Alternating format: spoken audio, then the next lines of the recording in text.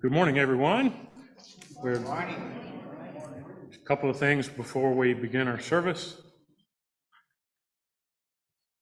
If you didn't get one at the door, be sure and grab a green announcement page. You can find it on a table, that first table there, as folks come in from the outside. Babs has a nice article, and then there's some announcements on the back.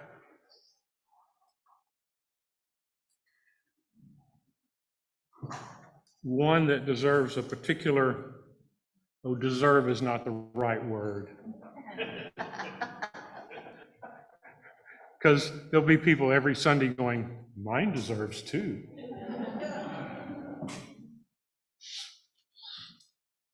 Interfaith Action of Central Texas, wonderful organization, been around a long time. They have an ongoing program called the Red Bench. This January 31st at 6:30, Live Oak Unitarian Universalist Church over in Cedar Park. The topic will be gender identities. You can join for a light meal, interfaith discussion on a topic that's so close to many of our hearts. If you have other questions about that, you can talk to Carol. I'm sure it's on Interfaith Action's website as well. Please register your attendance on the turquoise friendship tablet if you we like to know who's here. It's also a good opportunity to sign up for our e-news, which keeps you abreast of different things going on. If you have changes in your contact information, etc. Let's begin our service.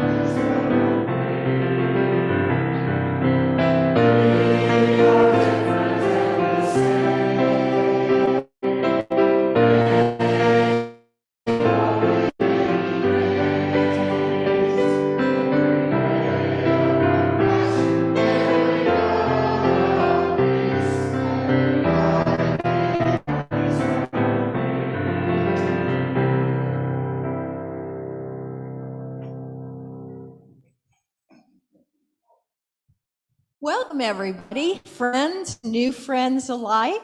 We are so happy that you are here with us today, and we want to welcome our friends on Zoom and our friends on YouTube. If you're on YouTube, please press like, and that will help us extend our reach.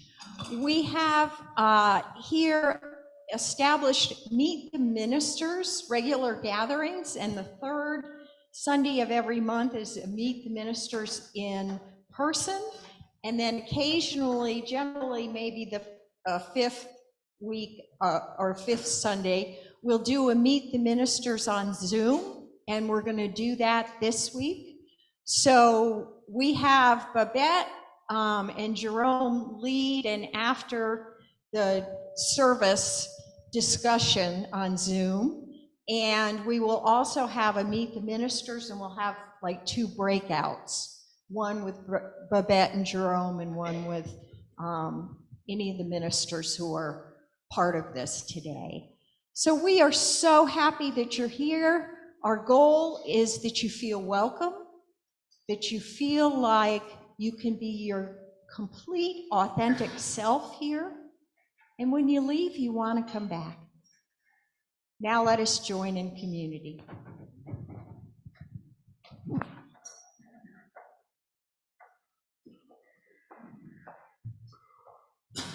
Buenos dias. Please join me in our call to community. We gather as leaders, as servants. We gather as leaders, as voices. We gather as memory, as hope. We gather as family, as pilgrims. We gather as faithful, as skeptics.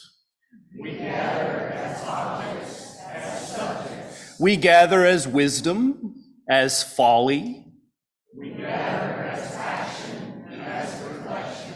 We gather as many, as one. As we are, we shall be. As we serve, so shall we be. Please rise as you're able.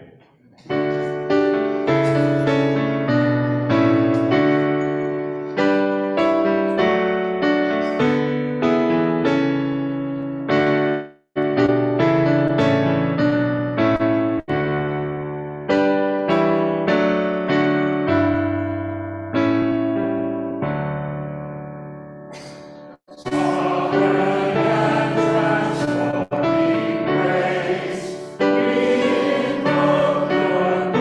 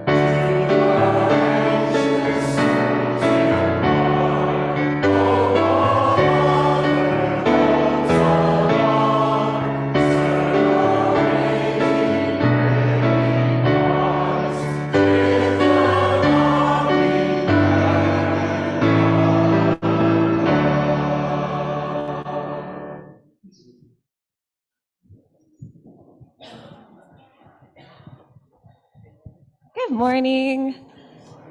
I want to invite all of our young and young at heart up for the children's time. You'll see there's some bags and boxes in the aisles for our food pantry. If you would help us gather those and put them in the baskets, that would be lovely.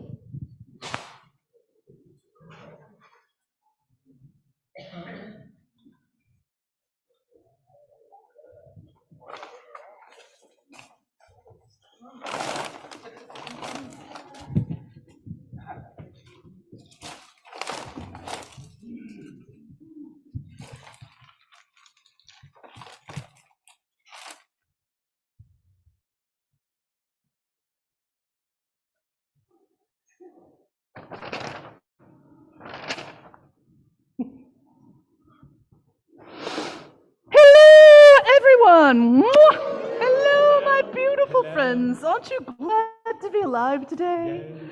Hello, Reverend Skunky. Hello. Mr. Monkey, you don't look happy. It's Reverend Dr. Skunky, Oh, and Mr. Monkey is not happy. In fact, he's protesting the church. protesting the church? Whatever for?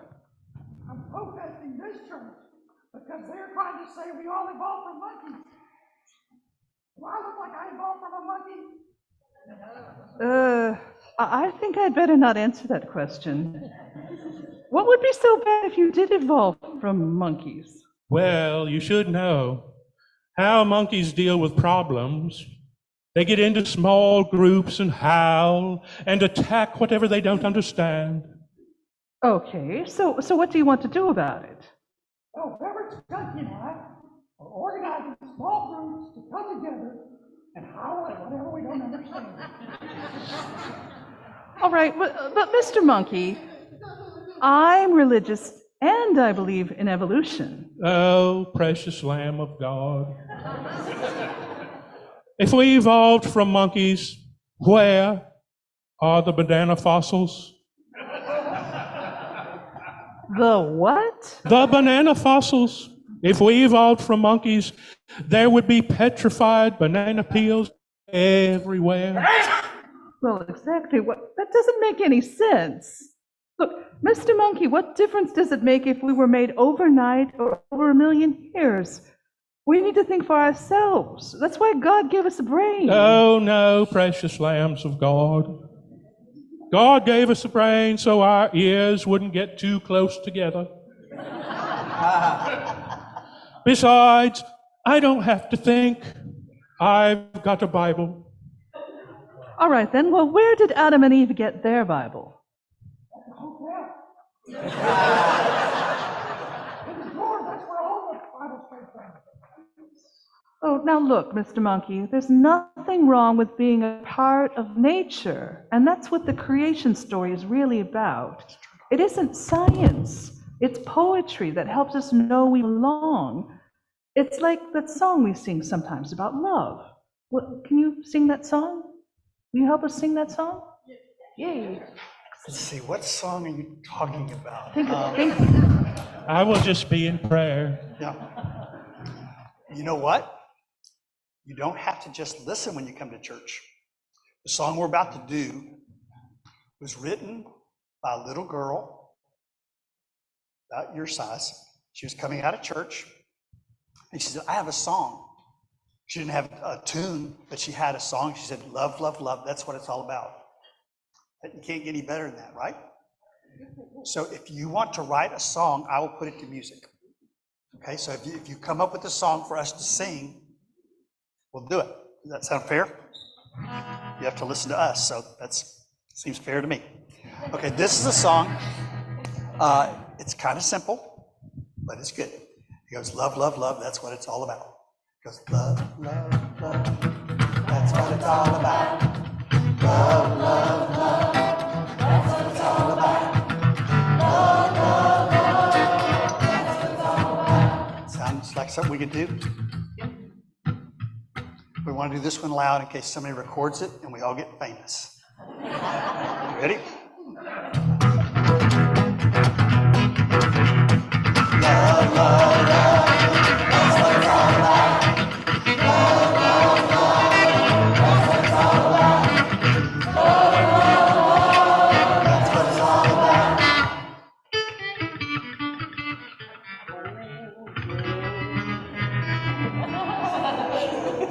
I dropped my pick. That's how a song ends, when I drop my pick. So.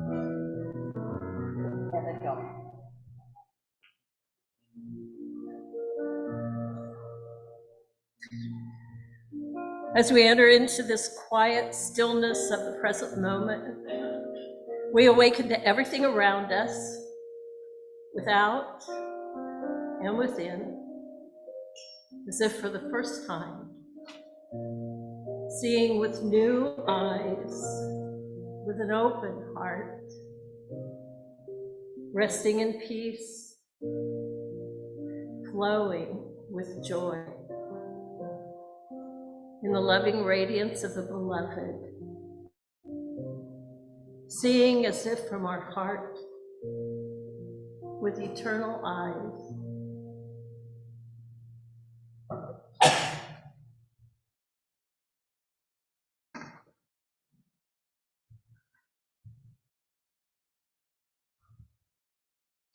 Let us join together in what some call prayer, some call reflection, whatever you call it. Let us center ourselves. Loving Spirit, our world is being blown apart by violence. The reports of many mass killings this month assault us weekly, and we saw our latest example of murder in graphic detail this week. May Tyre Nichols rest in peace, and our hearts are with his family and all of your children of color of all ages who saw that video and thought, that could happen to me. Help us as a nation and each of us individually to change this cycle of violence. Let us open ourselves together to your spirit of love. We look for you in our lives so we can spread you to each other. For what we cannot find, or for we cannot give what we don't have. So help us to tune into you. May we not be distracted by busyness. Help us slow down and show us what is important.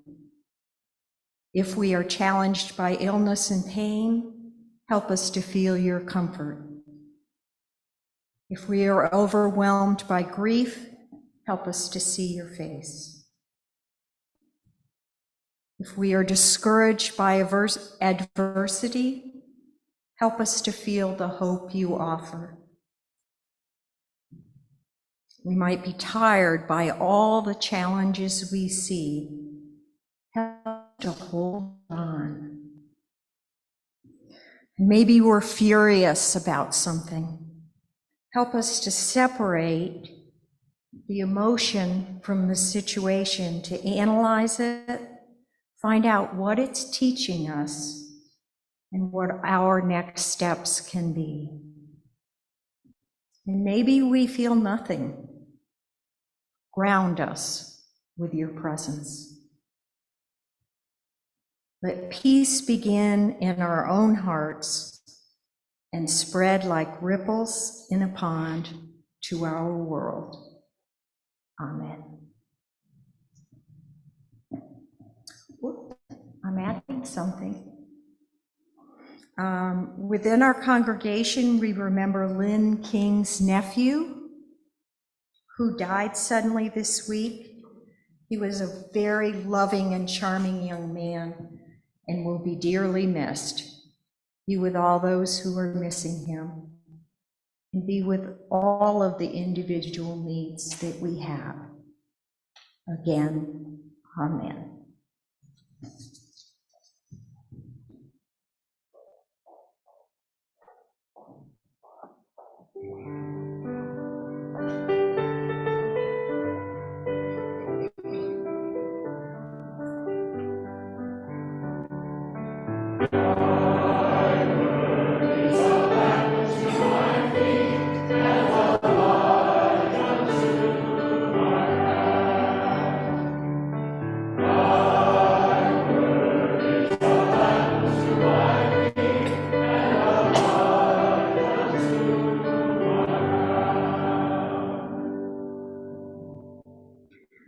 Good morning. Today we have two scriptures.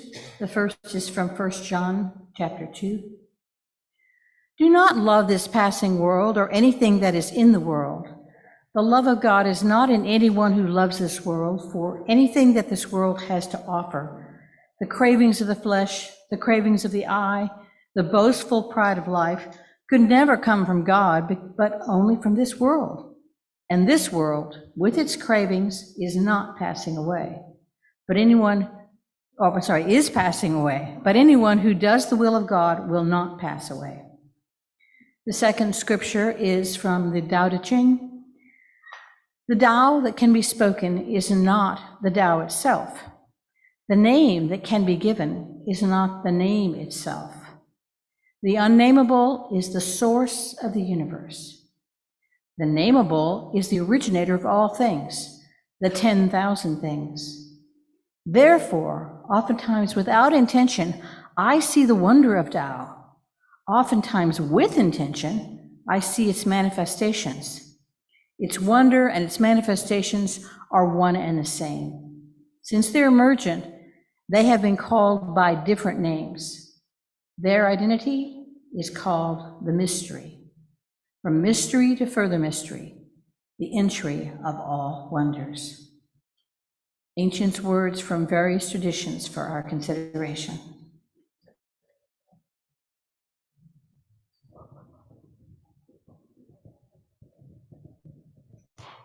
So is this microphone on?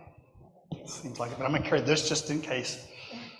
We had an adventure in the first service with the microphone, so somebody stepped on their record thing. I won't tell you who. Or how many times that happens, like in a given year. So I'm not going to preach today about what happened in Memphis. I'll do that next week. I want to give it a little time to settle and make sure I'm understanding the particulars of that. But I think it might be a good month just to think about all the causes that are happening in our world and how they affect, why Christians should be concerned. To make the link between the roots of our faith and the needs of the world. So I think that's the way we're going to go next month. But today we're finishing for now the series on the emotions. First service I didn't cough, I don't think at all. So hopefully that'll be the last.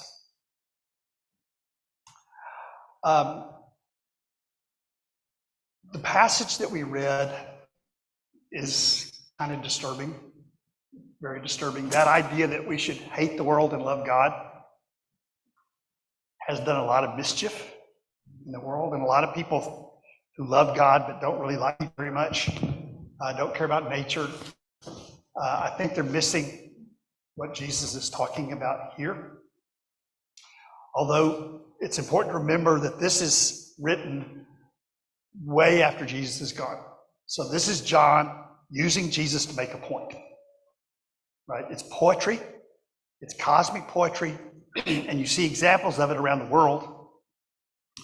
We'll try to understand that in a second. In this series, what I've tried to stay away from is the idea that I can stand up here and do therapy, right? As we talk about each of these emotions that are so important, so essential to us, but can be so problematic. I understand that you may have gone through things this week that are beyond what I can imagine. And so in each case, I'm not talking psychologically. What I learned really early in the ministry is the most helpful thing I can do, even in counseling, is to see our problems as a stage through which we can understand a bigger view of life. So when life isn't working, when it's broken down, instead of just seeing that as a problem to fix, to use that as an opportunity to explore a new chapter in life that's bigger, deeper, and that kind of thing. Now, certainly, desire is essential. You wouldn't care about anything if you didn't have desire. So what we're not going to be saying today is that desire is bad. What we are going to be saying is that, like every other emotion, desire changes how we perceive the world. So when Buddha's teaching, when Jesus is teaching, I think what they're trying to do is help us see how we're seeing. Instead of just thinking that we're perceiving the world directly, through parables and different riddles and this kind of thing, to help us step back and realize how our emotions enrich the world and distort the world, our experiences. And it's kind of both and.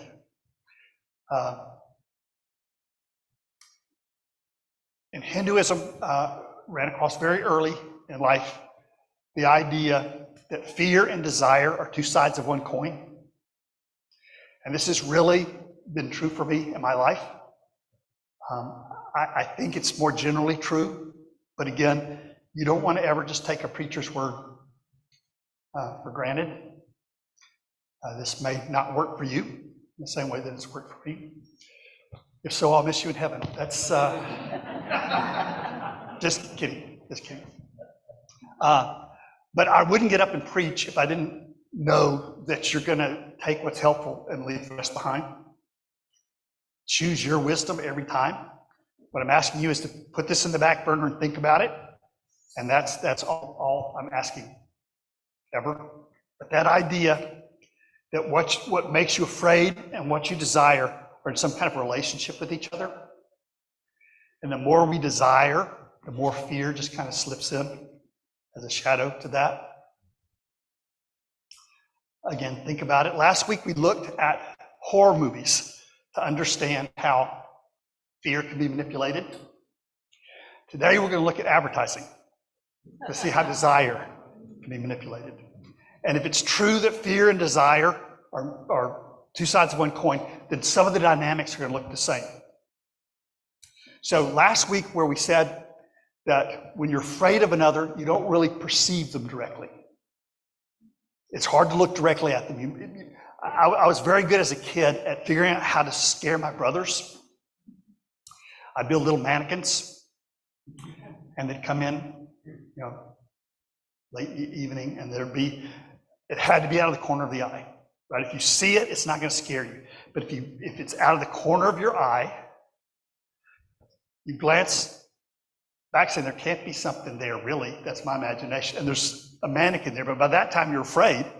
And so your brain finishes the rest of it where it looks like a real person. Try it, it's great.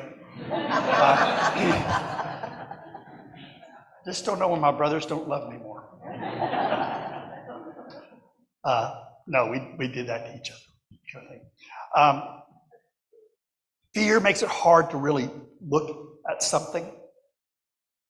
So, and it's that fear, that inability to really look at what's there that can introduce horror into bad situations and bad time. In class today, someone's talking about cancer. You hear that C word, terrifying, but very often the experience of it is there's not a monster there. It's not pleasant, it's not what you want, it's not what you would choose. And sometimes it is monstrous. But a lot of the times it's just life, but you're taking medicine and you're living with the cancer, not dying by it. Like we're not going to die of something anyway. So first thing is where in fear we see a monster. In desire, a lot of times we see a mirage. a projection on another person or an event. The second is whereas in fear, there's kind of a ticking time bomb and you're really afraid of it. In desire, there's the same urgency, same ticking clock that if you don't jump into this thing, you're going to lose out, which is sometimes true and sometimes not true.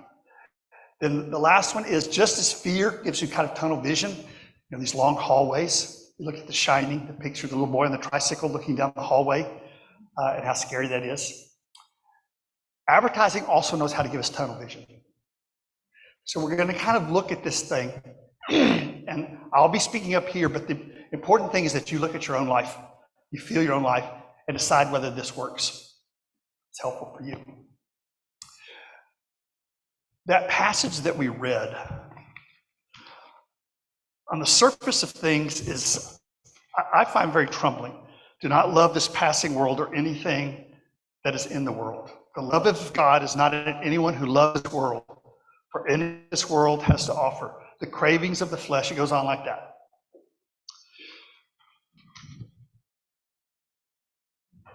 I think what Jesus is talking about, or John is having Jesus talk about, is when desire becomes too strong, it's also very hard to see what's there. And the example of that is when you first fall in love, one example of that, and you don't see the other person at all. You had a little romantic thing going in your brain, and this person comes along that's looking just perfect for that. And you don't really care what they want. You know what I'm saying? You just want them as an object in your life. Desire can turn subjects into objects. And one of the big lessons or punishments in life is, can you see the other person and not what you were looking for? Not what you want, but what is there. Marriages at work can do that. Right? At some point you realize, okay, this is not Prince Charming. This is not Cinderella. It's a real person.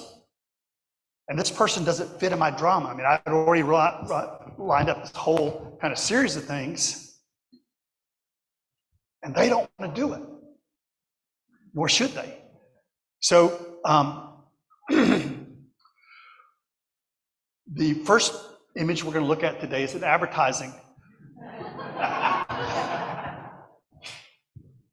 That idea that if you buy a certain product, you're going to have a quality of life that really has nothing to do with the product itself.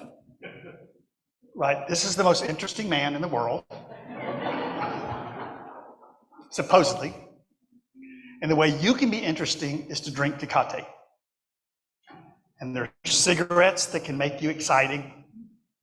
You know the routine, like lots and lots of products that are supposed to give you qualities of life that's not there in the actual product that's there. Not putting down Tecate. I mean, Dos Equis, that's right. Same thing. Lawsuit. No, Tecate has a lime. So that's really different. That was the smartest thing anybody ever thought of, is having a brand that you put a lime in it. Like you couldn't put a lime in any beer in the whole world. But somebody thought of that. But you look at that and think of the times when you thought, if I can just get this person to love me, then I'll be worth something. Or if I can just get that job, if I can make that accomplishment, then my unhappiness is over for all time. That's the same kind of illusion. In Taoism, the line that was quoted, there's a translation I like better that says, if I look at the world with desire, I see the 10,000 things.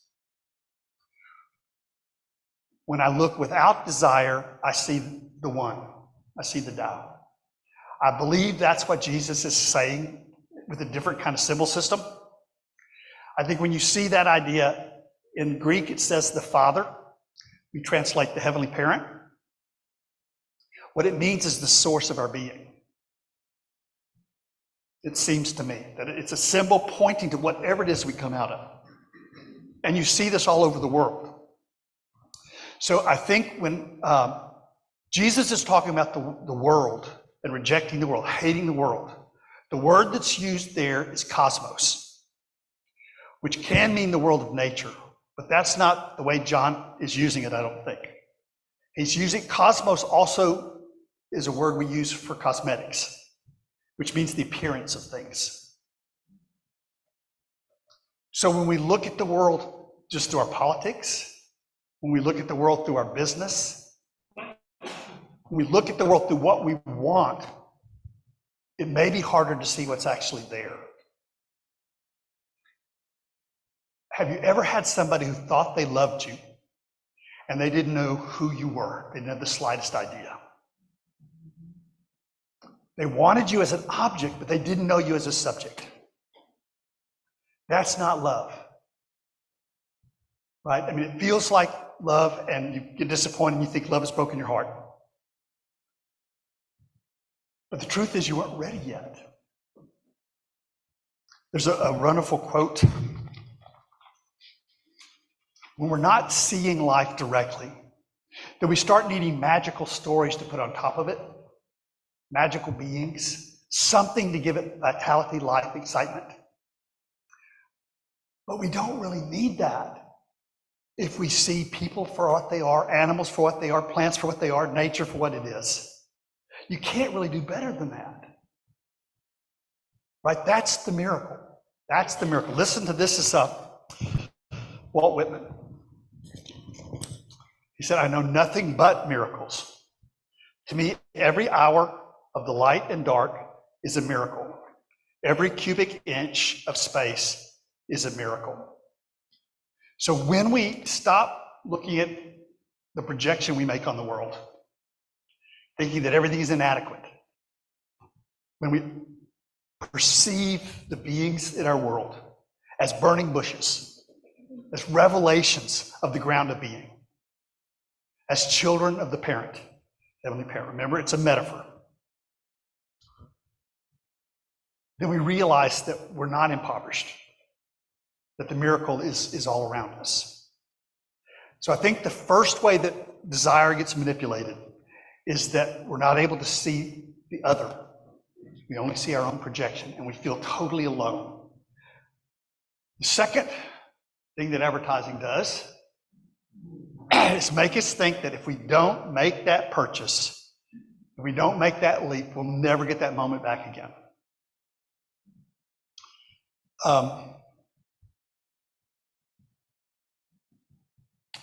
It's so important to realize that the other people in our lives have their own story that has nothing to do with us. Right?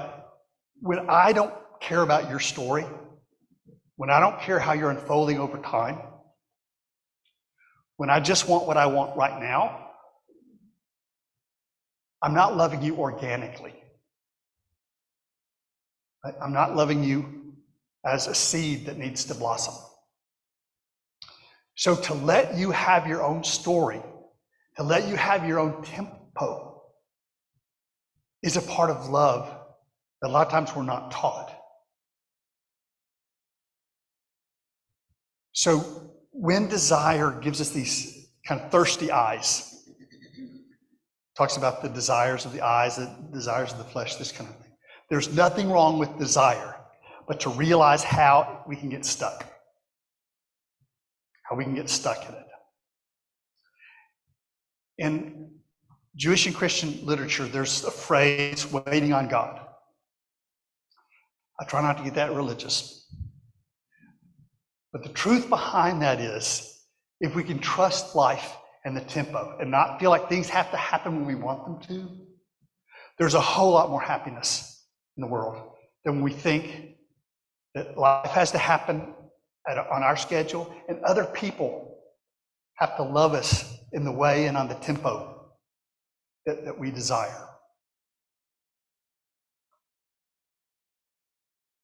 Someone once said the two worst things that can happen to a human being is, first of all, to not get what you want in life. And the second thing is to get what you want in life. When we can let life unfold There's a kind of gentle happiness that isn't there when we just try to manufacture. As I've tried to think on the happiest times when I was a kid, the place my mind goes to is sitting on Christmas Day. All the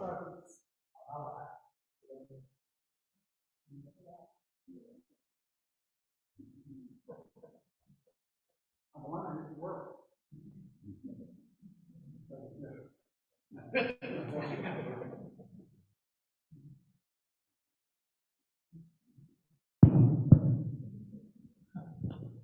think I need to get a megaphone.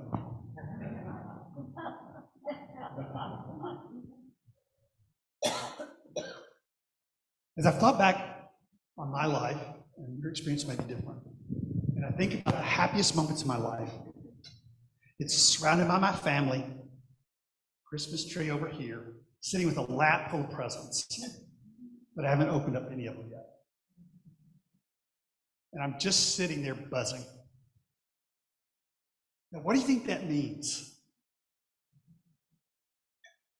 When, in some ways, just being alive and having expectation, living in a kind of desire that doesn't require a certain outcome, can be vital and alive in a way that nothing else is. Also, in my experience, when I see a flower, a beautiful flower in the field, if I don't pick it, if I just appreciate it for what it is and where it is, there is an exquisiteness to it that isn't there if I pick it and put it in a pot. Right? I'm honoring its being as other than myself, and also as something that has to grow and blossom. Another quote that I really like.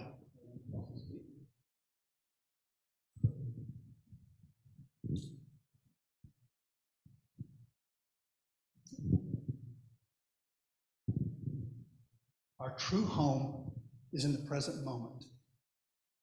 To live in the present moment is a miracle. The miracle is not to walk on water. The miracle is to walk on the green earth in the present moment, to appreciate the peace and beauty that are available now. In case you don't recognize that, think not harm. So the first idea is being able to see others not as we want them to be, but as they are. If we can't do that, we feel completely alone. Then the second is to let life blossom, let it grow at its own pace, and to be okay with that. And the third, when we looked at horror movies, we talked about like the tunnel vision, the narrowness. This probably isn't the best picture I could have done. That might work better for the second point. But have you ever been in a store and the manager was smart enough to scramble up what's on sale on a table so that you think, if I don't grab this right now, I'm going to lose it. Right? And you focus on that thing so much that you kind of lose balance.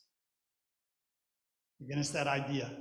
If only I can get that one thing. If I get that job, I'll be happy the rest of my life. If I get in a relationship with that person,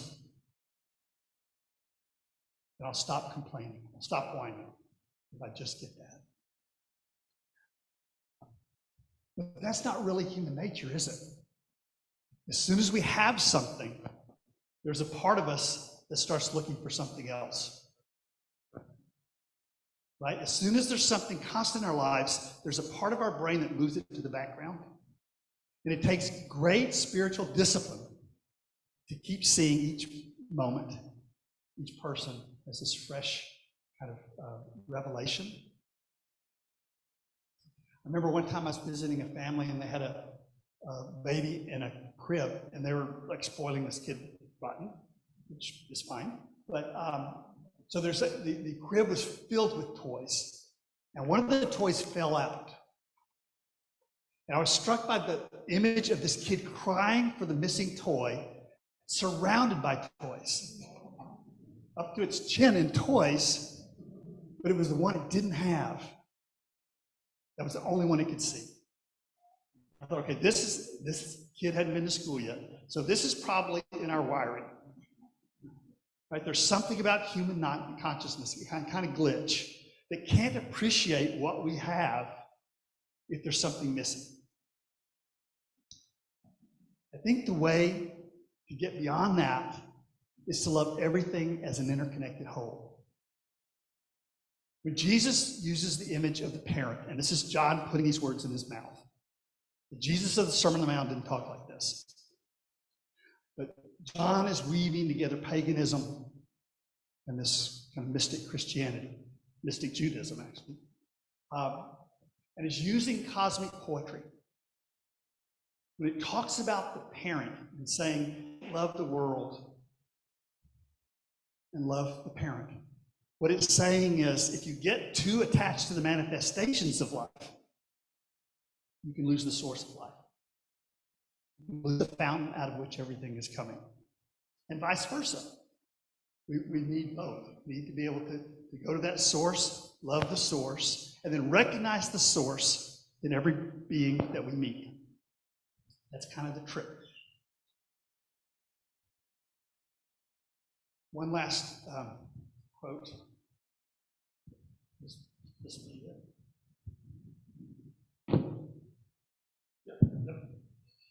Remember when we did this series on Vincent van Gogh, where he said the way to love God is to love many things? I think there's huge truth in that. That when we're sad, when we're lonely, when we're lost, when there's something that we want and we've got tunnel vision, to just look at other forms of beauty around us, to open up that tunnel vision. This is how Dostoevsky put it. Love all creation, the whole of it and every grain of sand. Love every leaf, every ray of God's light. Love the animals, love the plants, love everything. If you love everything, you will perceive the divine mystery in things. So, when Jesus says, love God, be careful with the world, I think it's warning us about the nature of desire. It's a two-headed coin. And if we don't stay in touch with both sides of the coin, we can get in trouble. We love things, but we love them in time. They're not our possessions. They do not belong to us. So the first thing is to realize that desire turns into love when we see past what we want from other people and see that mystery that's completely other. That we can't get anything out of it. We can't use it for anything. And yet it's the only thing that rescues us from solitude. And then the second thing is to realize that we have to love organically. We have to love as beings blossom. It's called waiting on God. That sounds really religious, but letting life be. Trusting life, because you can't get the handle anyway, right? There's no steering wheel. So to trust it, we can either fight against reality and break our hands and teeth, or we can go with it. And the last thing is to not let what we want rob us of living in the whole, to love each other ecologically. The insects are related to the plants, they're related to the animals, and it all is one whole. We can let others be expressions of that whole, that we can love in a way that lets them be a part of the whole. I'm going to read our passage one last time, and if it doesn't make any sense, I failed. But the microphone didn't work. That's a joke. We're having enough visitors now, we're having to explain every 4 minutes. Okay, no, I wasn't serious. Do not love this passing world or anything that is in this world. Of course you love the things in the world, but you don't love them as ultimate. The love of God is not in anyone who loves this world. That's saying you can lose the fountain of life. You can lose the source of life by getting lost in the manifestations. They're called the world. Anything this world has to offer, the cravings of the flesh, the cravings of the eye, the boastful pride of life, could never come from God. They come from God, but they don't limit that. They come from the world. And this world with its cravings is passing away. But anyone who does the will of God, who just to love, will not pass away. Well, that's the best I can do with this passage. So we're going to take a moment now for you to think how you would have preached these words.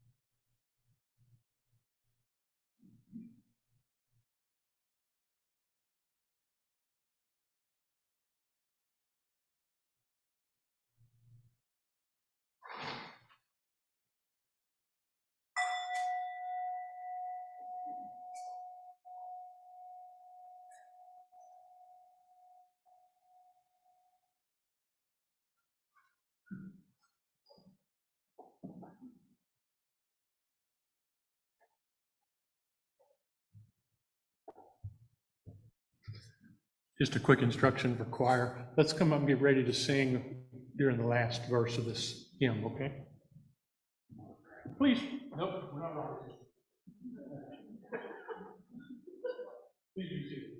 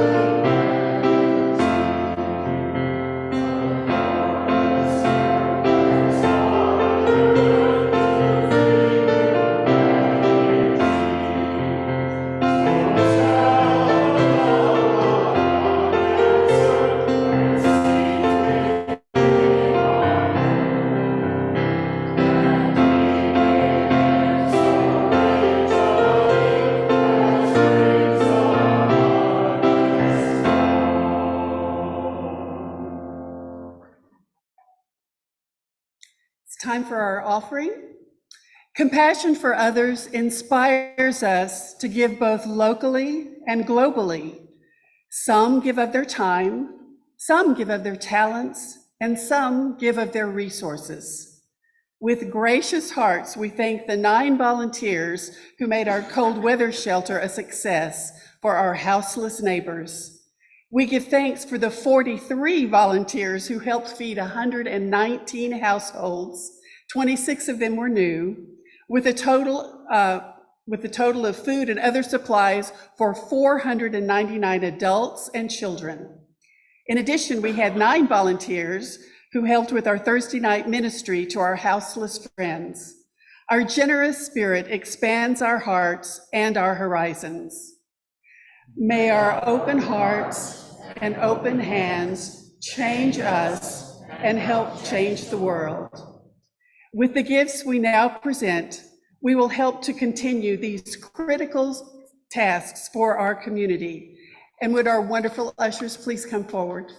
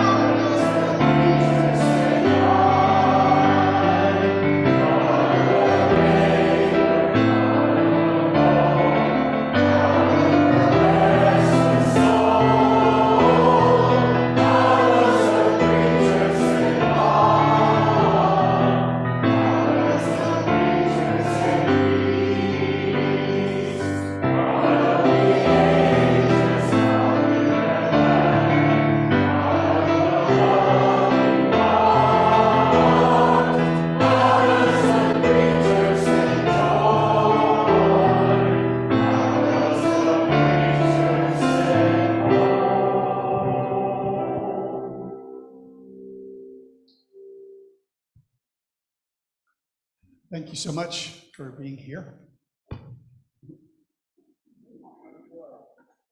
This is the staff, so if you have any thoughts, questions, comments, come talk to us.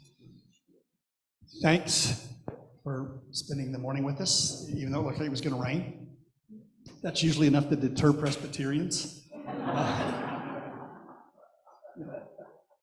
Get hiding in caves and crosses and stuff like that. If the barometric pressure gets too high, it's like, so thank you for being here. Thank you for all the people that worked in putting it together. And thank you for the technical crew. Desire is a very good thing. And I'm hoping as you go out into this week, you might at least think if sometimes in your life desire is so strong that you're seeing what you want and not what's there. To love other people as they are, not as we want them to be. To realize that every person you meet is living a different story. And that that's not bad news. That enriches our lives when we share those stories together. And finally, every one of us has a calling to serve the whole. None of us belongs to each other. We all have a great ambassador calling to bring love and truth and justice to the world. So as you go out into this week, please know that you are carrying that torch with you. And that you make a difference in this world. Go in peace.